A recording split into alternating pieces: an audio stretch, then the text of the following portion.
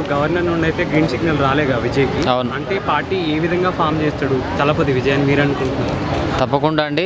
మనం గత కొద్దిసేపటి నుంచే నిన్నటి సంధి ఈరోజు కూడా చాలా ఉత్కంఠ పడుతుంటే తమిళనాడు రాజకీయాల్లో హాట్ టాపిక్గా ఉన్నటువంటి విజయ్ తప్పకుండా అంటే మ్యాజిక్ ఫిగర్ వచ్చినప్పటికీ కొన్ని సీట్లు కొంత కాంగ్రెస్ వాళ్ళు అనుమతించారు. మిగతా వామపక్షాలు ఏదో సిపిఐ సిపిఎం అదేవిధంగా కొన్ని విసికే పార్టీ కూడా అనుమతి తీసుకోవడం జరుగుతుంది. గవర్నర్ గారు చాలా అంటే తప్పకుండా ఇప్పుడే కొద్దిసేపటి కపిల్ సిబ్బల్ కూడా తప్పకుండా గవర్నమెంట్ ఫామ్ చేయాలని చెప్పేసి మన కపిల్ సిబ్బల్ గారు చెప్పారు. అదేవిధంగా మన ఇంకో వ్యక్తి మన హీరో గారు కమల్ హాసన్ గారు చాలా పాజిటివ్ ట్వీట్ చేశారు.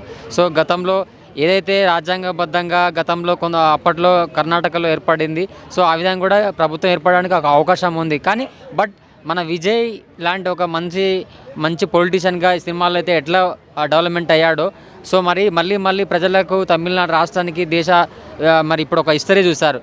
మళ్ళీ సీఎం అయ్యే విధంగా ఆయన ప్రభుత్వం కూడా ఏర్పడే విధంగా ఎవ్వరూ ఏ విధంగా కూలిపోకుండా ఎలాంటి విమర్శలు రాకుండా, సో అవన్నీ కూడా ఎదుర్కోకుండానే సో విజయ్ గారి ప్రభుత్వం ఏర్పడబోతుంది. దాని గురించి తప్పకుండా కార్యాచరణ అంతా కూడా కాంగ్రెస్ బీజేపీకి వ్యతిరేకంగా బీజేపీ గవర్నమెంటే గవర్నర్ దగ్గర ఆమోదం తెలుపుటకు సంకోచిస్తుంది అంత అని చెప్పి రేపంతా బంద్కు ప్రకటించింది కదా కాంగ్రెస్ గవర్నమెంట్. దీనిపైన మీరేమంటారు?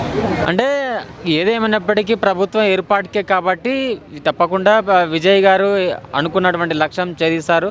అన్ని పార్టీలు కూడా తప్పకుండా అనుమతిస్తారు. తప్పకుండా అయితే అనుకున్నదైతే మ్యాజిక్ గారు గవర్నర్ గారు కూడా మరి నెక్స్ట్ 2 రోజులు అని చెప్పారు కాబట్టి ఈ 1 or 2 డేస్లో కంప్లీట్గా క్లియర్ కట్గా తెలిసిపోతుంది. తప్పకుండా ఎలాంటి అనుమానాలు అయితే ఉండవు. తప్పకుండా ప్రమాణ స్వీకారం జరుగుతుంది. విజయ్ చూసిన న్యూస్ ఏదైతే ఉందో అన్నాడీఎంకే నుండి ఒక పార్టీ మెంబర్స్ టీవీకే విజయ్ని కలిసి దాంట్లో చేరుతున్నారు, పార్టీ ఫామ్ అవుతున్నారు.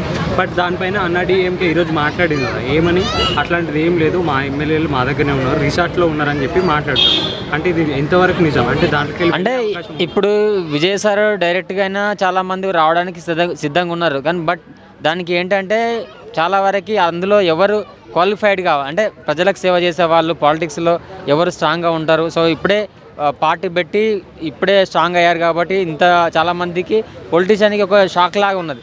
సో చాలామంది అచీవ్మెంట్ ఇలాంటి ఎవరికి దేశ రాజకీయాల్లో రాలేదు.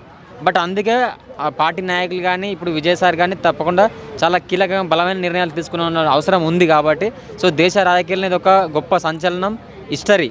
సో అలాంటిది రాజకీయాల్లో గవర్నర్ కూడా చాలా తప్పకుండా మళ్ళీ తమిళనాడు రాష్ట్రానికి గవర్నమెంట్ పడిపోతే మళ్ళీ విమర్శలు వస్తాయి, చాలా విభేదాలు వస్తాయి. సో ప్రజలు కూడా నష్టపోతారు. అలా కాకుండా ఉండడానికి గవర్నర్ సలహా కూడా ఇచ్చారు. మళ్ళీ తప్పకుండా కూడా అవి ఎలా క్రమబద్ధీకరణ చేయాలో అది జరుగుతుంది.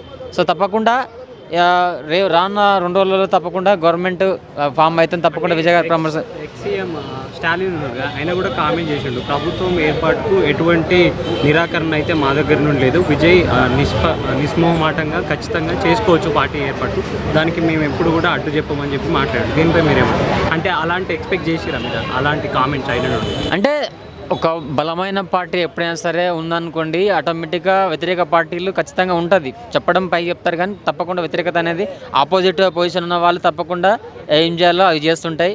సో వ్యతిరేకంగా మాట్లాడుతుంటారు. బట్ ఫైనల్గా ఇక్కడ ఏంటంటే సో విజయ్ ఎలా ఆయన రాష్ట్రాన్ని నడుపుతాడు, ఇచ్చిన మేనిఫెస్టోలో ఇచ్చిన చాలా ప్రణాళికలు ఉన్నాయి, చాలా పథకాలు ఉన్నాయి, అవన్నీ కూడా ఎలా ఫుల్ఫిల్ చేస్తాడు. రాష్ట్ర బడ్జెట్ కూడా చాలా అనుకున్న దానికంటే ఎక్కువ ఉంది. సో ఇచ్చిన హామీలు చాలా బలంగా ఉన్నాయి. సో గోల్డ్ గురించి అయితే చాలామంది పెన్షన్ అయితే సో ఇప్పుడు 1000-2000 అంటే 1200 ఉన్న పెన్షన్ 3000 ఇవ్వాలి. అవన్నీ కూడా చాలా బడ్జెట్ కంటే ఎక్కువ ఉన్నాయి. సో ఎలా ఫుల్ఫిల్ అయితే అని చెప్పేసి అవి కూడా కార్యాచరణ ఉంటుంది. కాబట్టి ఒకవేళ అన్నాడీఎంకే డిఎంకే పార్టీ 2 కలిసి పొత్తు పెట్టుకుని ఏదైతే ఇప్పుడు మన ఏపీలో చూసుకున్నట్టయితే కూటమి ప్రభుత్వం లాగా అలా ఏర్పాటు అయితే అప్పుడు విజయ్కి దీనికి వ్యతిరేకత వస్తుంది కదా. అంటే అది సహజం కాని పని. ఎందుకంటే విజయ్ గారు చాలా బలంగా ఉన్నారు. అవి ఇంకోటి 2 ఆపోజిట్ పొజిషన్ కాబట్టి ఆల్మోస్ట్ కాంగ్రెస్ ఇచ్చింది కాబట్టి కొంత విజయ్ సార్కి ఏంటంటే ఎవరైతే స్ట్రాంగ్గా ఉన్నవారు మిడిల్ క్లాస్ కాబట్టి అలాంటి కంటెంట్ ఉన్న వాళ్ళు చేస్తే సో పార్టీ బలంగా ఉంటుంది. సో విమర్శలు కూడా ఉండవు. సో ఇష్టం వచ్చిన వాళ్ళు తీసుకుంటే ముందు రానున్న రోజుల్లో చాలా విమర్శలు ఉంటాయి కాబట్టి ఆలోచించి గవర్నర్ విజయ్ సారు సో అందులో పార్టీ కార్యకర్తలు పెద్దల ఒక నిర్ణయాలు అవన్నీ కూడా నిర్ణయం చేసి తీసుకుంటారు.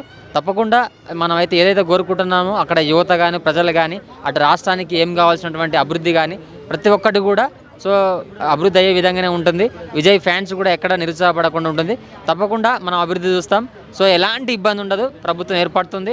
సో ఇంకొకటి ఇక్కడ పవన్ కళ్యాణ్ సార్ని తెలుగులో పోల్స్తున్నారు.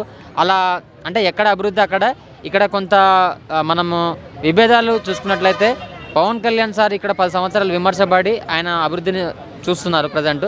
అక్కడ కూడా ప్రభుత్వం ఏర్పాటైనాక మనం చూడాలి ప్రజలలో ఎలా అభివృద్ధి ముందుకెళ్తారు, ఎలా అంటే బడ్జెట్ని కానీ ఆయన ఉన్నటువంటి ప్లానింగ్ కానీ అక్కడ ఉన్న సిస్టమ్ కానీ ఎలా రన్ అవుతుందని చెప్పేసి మనం చూడాలి. పథకాలు ఎలా అమలు అవుతాయి, అభివృద్ధి ఎలా అవుతుంది, అవన్నీ కూడా మనము సో ముందు కొన్ని రోజుల్లో తెలుస్తుంది.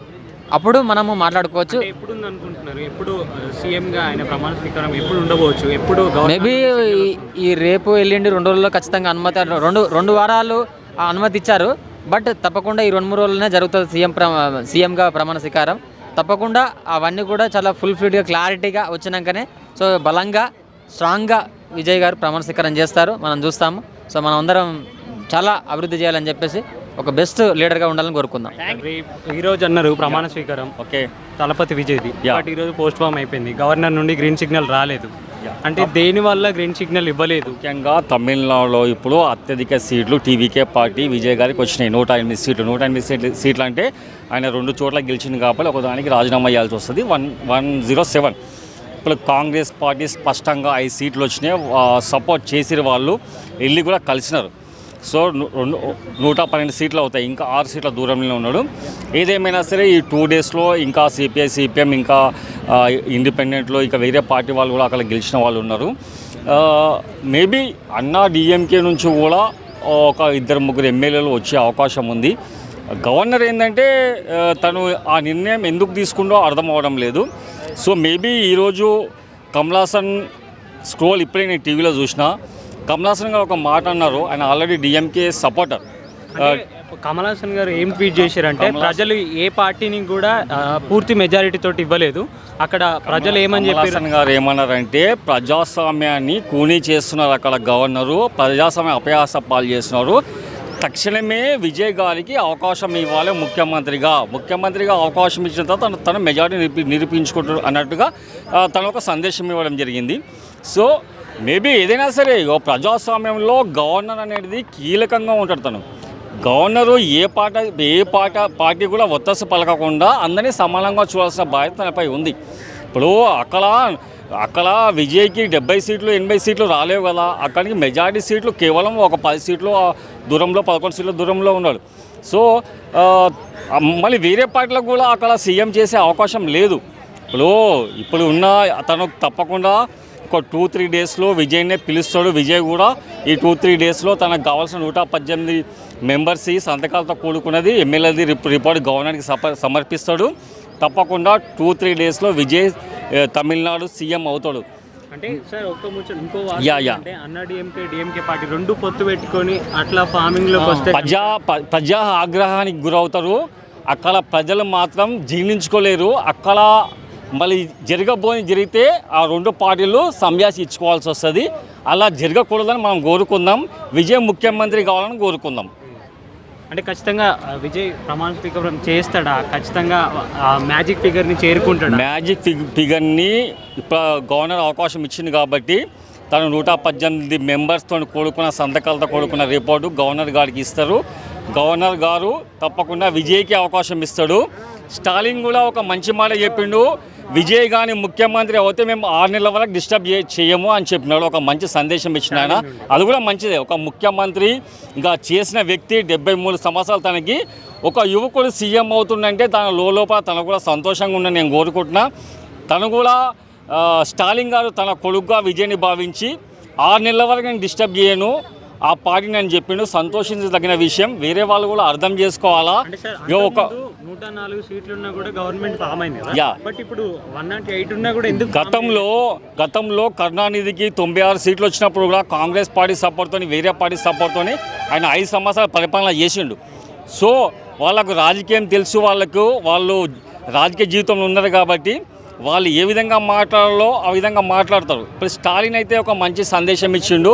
మేము మాత్రం తను అంటే మేము మాత్రం ఆ విధంగా కాకుండా చెప్పిన ఒక మాట ఇది, మేము 6 నెలలు మాత్రం డిస్టర్బ్ చేయమని చెప్పిండు. సో ఏదేమైనా సరే తమిళనాడులో మాత్రం టీవీకే పార్టీ కాంగ్రెస్ పార్టీ ఆధ్వర్యంలో తప్పకుండా విజయ్ ముఖ్యమంత్రి అవుతాడు. తను అనుకున్న ప్రజలకు ఏవైతే హామీలు ఇచ్చినో తప్పకుండా నెరవేరుస్తాడు. రేపు తమిళనాడు మొత్తం కాంగ్రెస్ బంద్కు పిలుపునిచ్చింది కదా, ఏ ఉద్దేశంతో పిలుపునిచ్చింది అనుకుంటున్నారు? కాంగ్రెస్ పిలుపునిచ్చింది బంద్కు, రేపు అంతా బంద్ తమిళనాడు మొత్తం. అలాంటిది ఏం లేదు, టీవీ ఇప్పటిదాకా చూసి వస్తున్నాయి. సో నేను ఇప్పటిదాకా టీవీ చూసి వస్తున్నాను. నాకైతే అలాంటిది అయితే స్క్రోలింగ్ అయితే ఏది రాలేదు. సో అది వచ్చి ఉంటే నేనేం మీకు చెప్పేవాడిని. అలాంటిది అయితే ఏం లేదు. బంద్ తమిళనాడులో సామాన్యంగా అయితే బంద్లో రాస్తారోకలు ఉండవన్న, మన తెలంగాణలో ఆంధ్రాలో ఉన్నట్టు. అక్కడ వాళ్ళ సంక్షేమం కోరుకుంటారు, వాళ్ళ అభివృద్ధి కోరుకుంటారు తమిళనాడు ప్రజలు.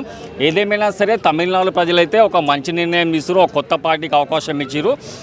ఇప్పుడు యువత రాజకీయాల్లోకి రావాలి అంటారు. యువత రాజకీయాల్లోకి వస్తేనేమో ఈ విధంగా ఉంటుంది. తను ఎంతో కష్టపడి మళ్ళీ సినీ ఫీల్డ్లో తన ఫాదర్ డైరెక్టర్గా ఉండి తను కొత్తగా సినిమాలో వచ్చినప్పుడు ఎన్నో బాధలు అనుభవించును తను. సో తను ఇప్పుడు రాజకీయాల్లో 50 సంవత్సరాల వయసులో రాజకీయాల్లోకి వచ్చి ఒక కొత్త పార్టీ పెట్టి అక్కడ సొంతంగా లీడ్ చేసి సొంతంగా ఆయన గెలిచినట్టే లెక్క కదా. ఒక 10-12 సీట్లు తక్కువ వచ్చినాయి.